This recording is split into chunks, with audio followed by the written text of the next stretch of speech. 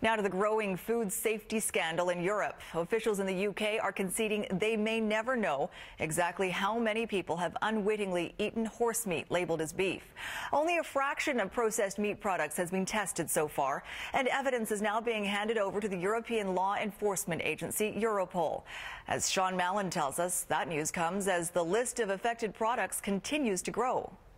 Now it's the British hospitality industry reeling. A chain of hotels, restaurants and pubs admitted that some of its lasagnas and beef burgers have been found to contain horse meat, to the disgust of patrons. I think it is terrible because I think we should be eating what it says on the labels. Schools too have been drawn into it. In the northwest English county of Lancashire, 47 different schools admitted that the cottage pies they'd been serving students had horse, all now withdrawn. So that problem is solved, but I can't be confident that there isn't any more, so which is why we're carrying out tests on all the pre-prepared meals.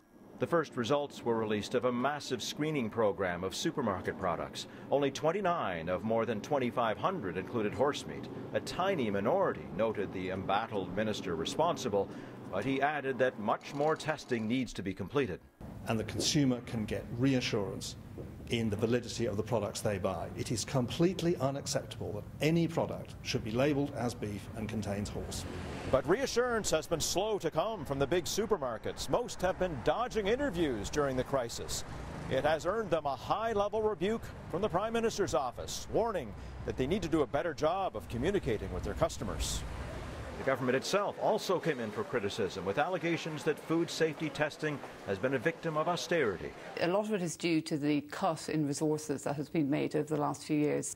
Among the suspect suppliers, the French company Spanghero. Its CEO denied fraud. I completely refute these accusations. We didn't mislead anybody, says Barthélemy Aguerre. Although France is a nation where horse is an accepted part of the cuisine, customers are still steaming. Horse meat is healthy meat, not poison, she says, but we're being ripped off on the price. Food safety officials say proving criminality may be difficult. Restoring consumer confidence could be even harder. Sean Mallon, Global News, London.